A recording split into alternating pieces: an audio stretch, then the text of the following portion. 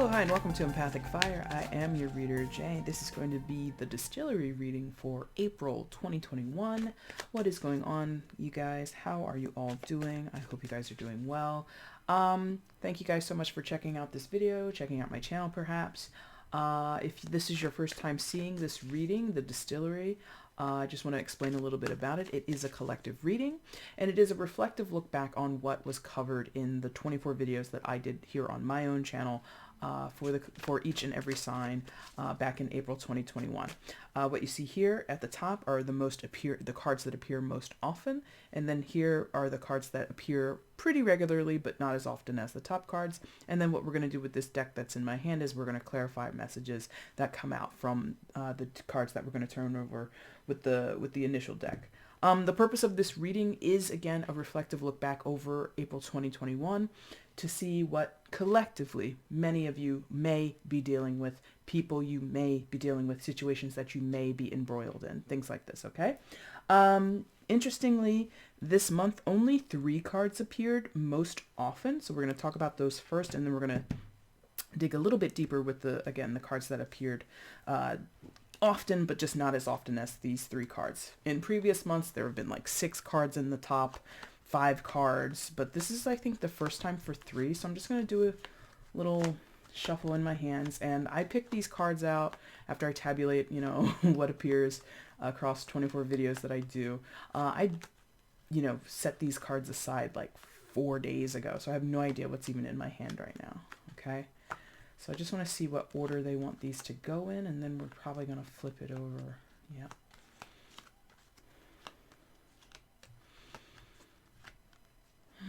Okay, like that.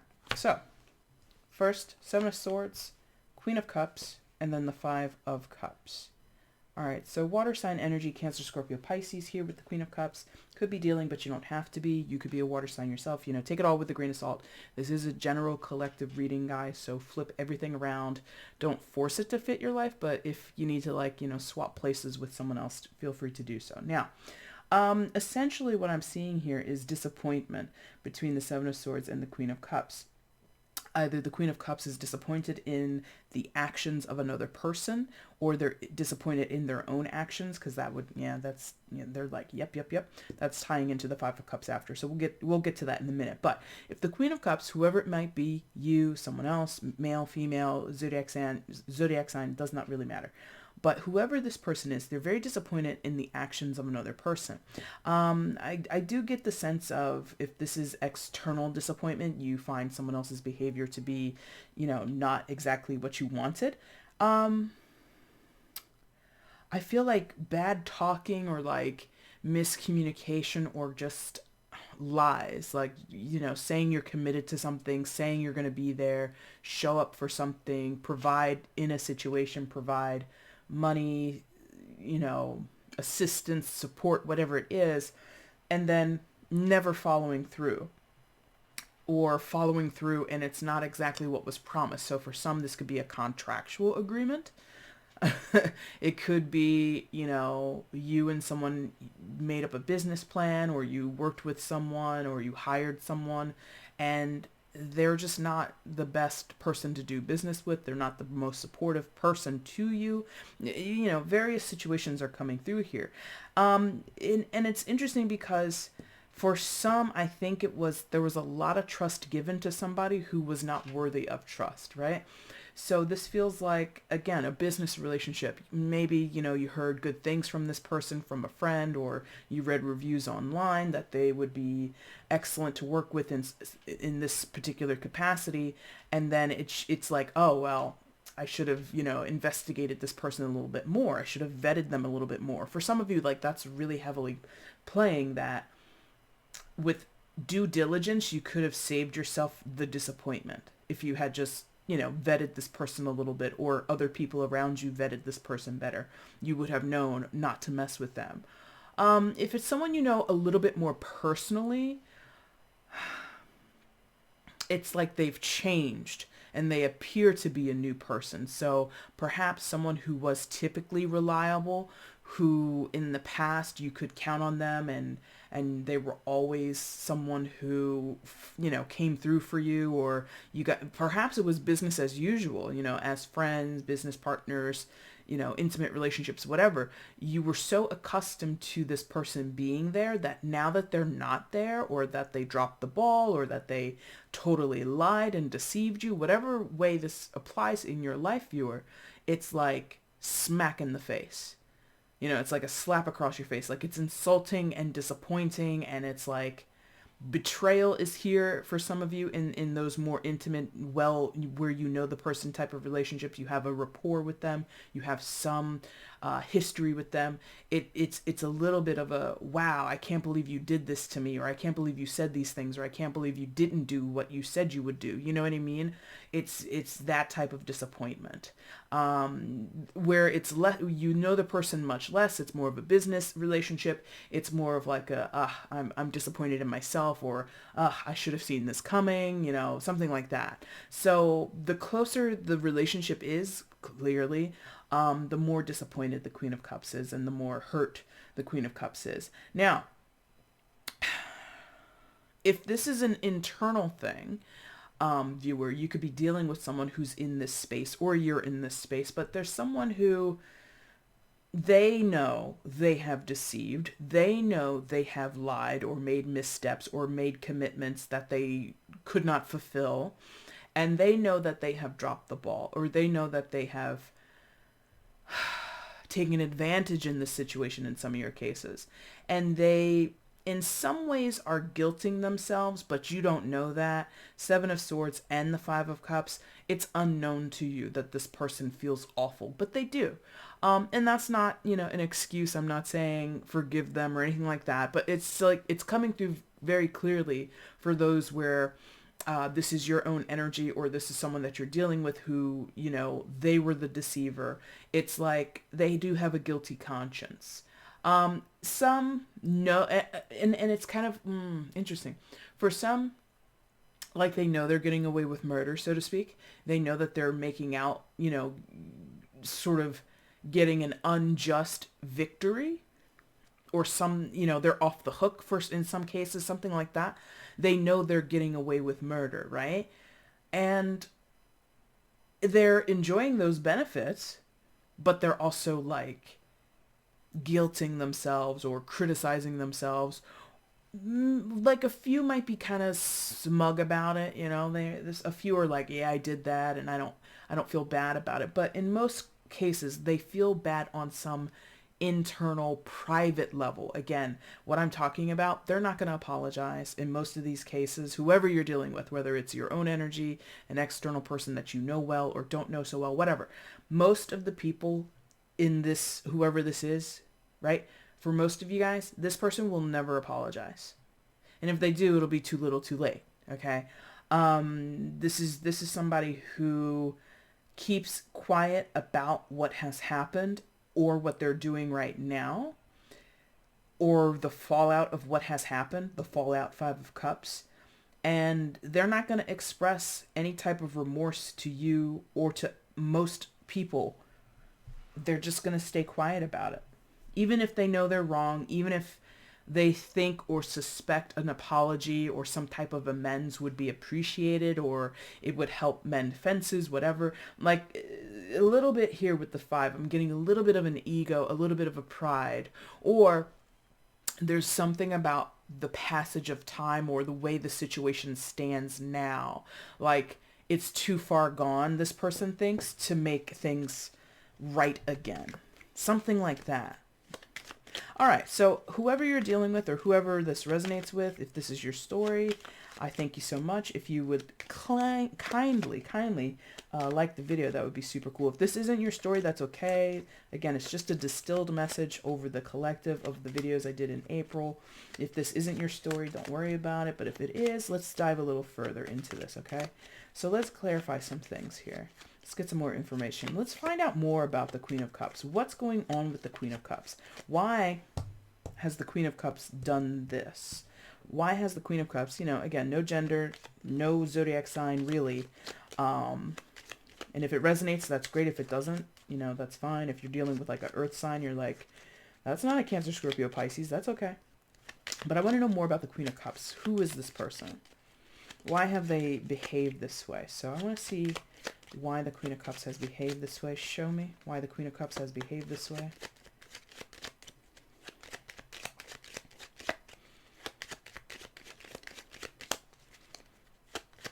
Why has the Queen of Cups behaved this way? Show me.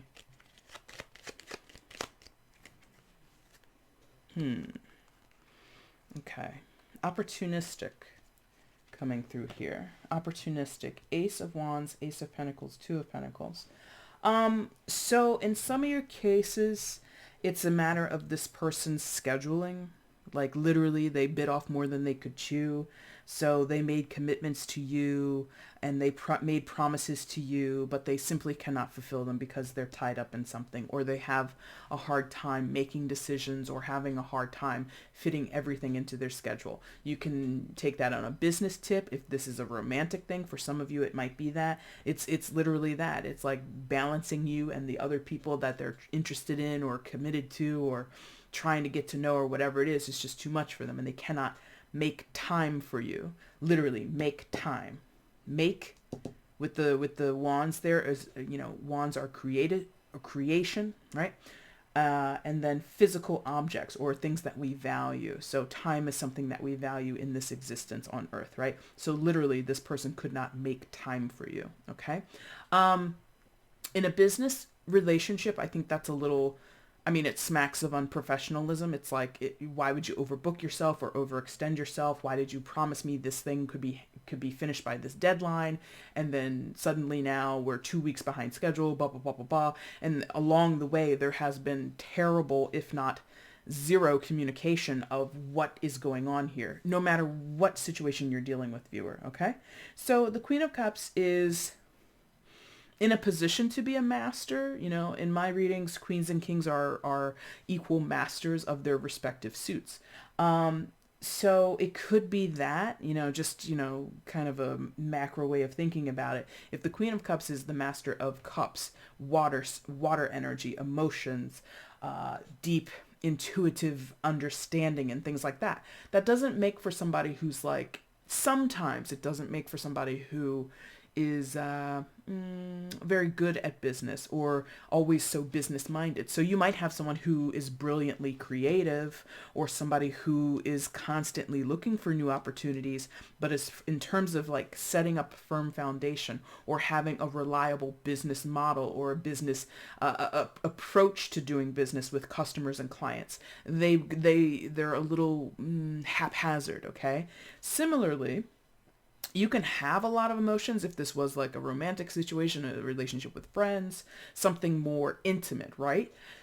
You could still be the master of emotions or one of the master of emotions. But again, you don't see someone here who has a firm footing on things.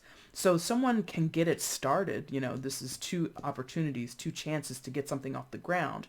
But then the follow through is very wishy-washy, very seesaw. Yeah. So you have someone who their flirt game is great.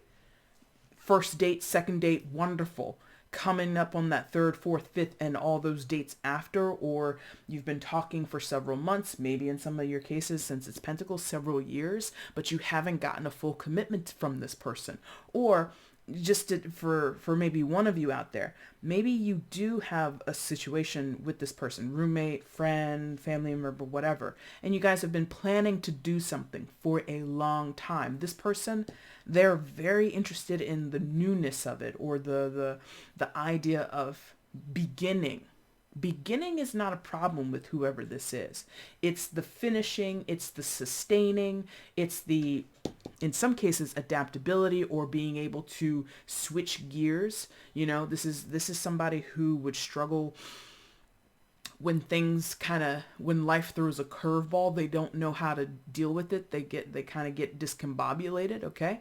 So this is somebody who in general does not have the firmest grasp on things and can get lost in an internal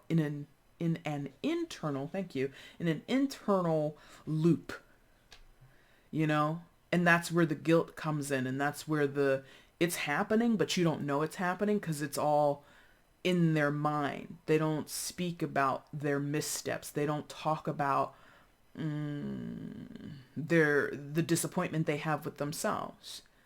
They could talk a good game about potential and what could be, and the things that they dream of, the things that they want to see happen. But when there's setbacks along the way and there's trouble and they don't cope well with adapting and trying to problem solve and do all these other things, it's just then they revert into themselves. This person, whether you know them well or not, whether they're close to you or not, they're just not in a good spot, is what they're telling me, in a good spot. So for some, like it could be for some, you see how the Seven of Swords is like holding on to several swords, holding on to 5, but leaving 2 behind. It could be, and I said that in the beginning, like this person has too much on their plate and they don't know how to, well, I said it when these cards came out. They don't know how to schedule themselves right. They don't know how to divvy up their time, their energy, their effort. In some cases, it could be they don't know how to spend their money right. Like if this is someone, again, who you've hired them for a project and they need materials, they don't handle their money correctly. So when it comes to do your project, suddenly they don't have the cash to get the raw materials going to do what you need to do with the thing that you've hired them to do, you know? So not a great person to be dealing with, whoever this is in your life. So that's who they are. In general, though, I think for some of you, this person's gone and, like, you know, not that there's no bones about it, but, like, there's nothing more to the story. This was a one-off opportunity or one-off connection that you had with someone who, again, you hired for a project, who you were looking for as a business partner, whatever, and it's just fallen through, and there's nothing else to tell. That's the end of the story. For others of you, there is more because you're friends with them, you're interested in them romantically, you're related to them, you work with them, you know, it's not, you know, your business colleagues, something like that. So for those who have a continual relationship, let's see what happens next with them. So for those who have a continued relationship with this person, what happens next? Show me. What happens next with this person? What happens next with this person?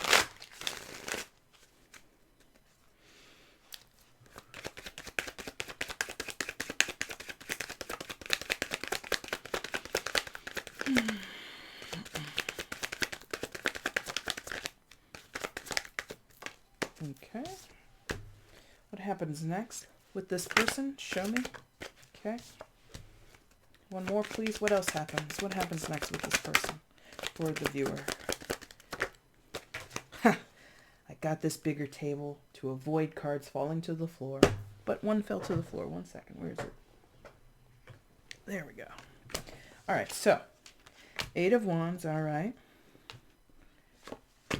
The Tower and 10 of Wands. So it's going to end regardless. Like, it's kind of in a strange stop or rest period before an actual ending is what this feels like.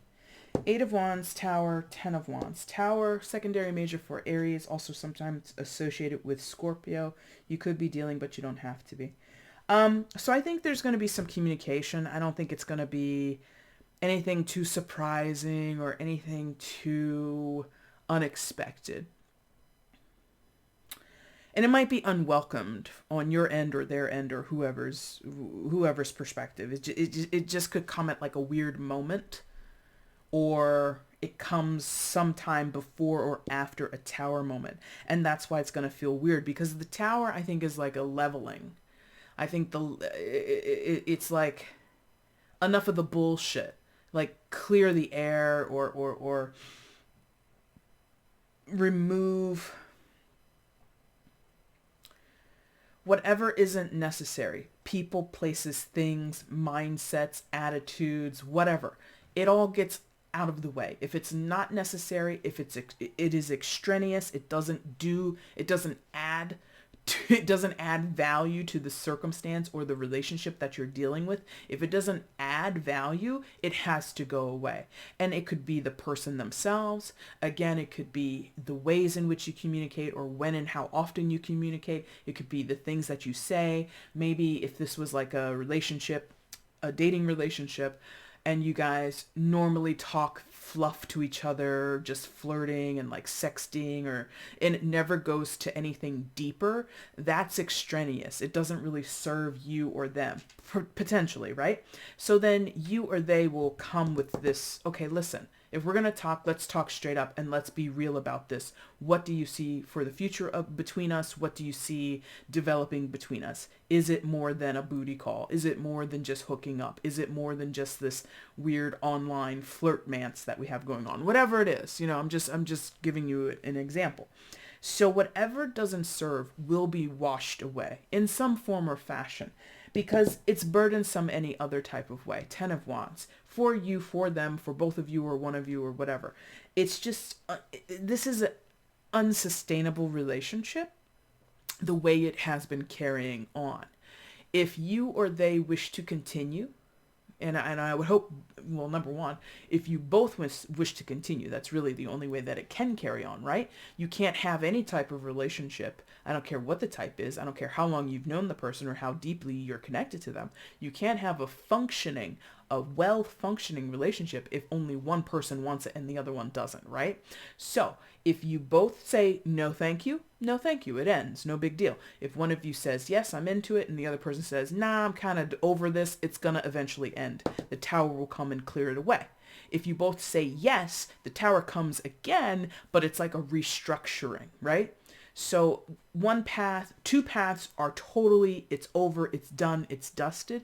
And then there's one path, one option that if both parties say, you know what, we've got some things to work on. There's a couple of hurdles that we need to overcome here, but eventually I want this to work because XYZ, and I want to go this way. And this person says, yes, I also want to go that way, and see things to develop in a similar fashion. Do you get what I mean?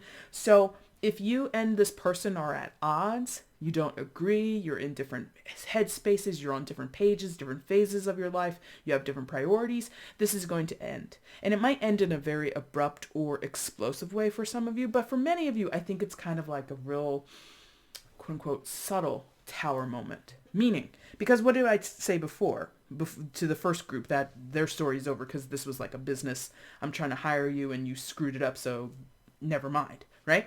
It's already at a soft ending for the majority of you who are going to continue to have a relationship with this person. It's already at a soft ending, like a little ... TBC, to be continued, right? And so as soon as you pick up the story again, it ends almost as quickly as it began, Or, like I said, the other option is that you both get on the same page.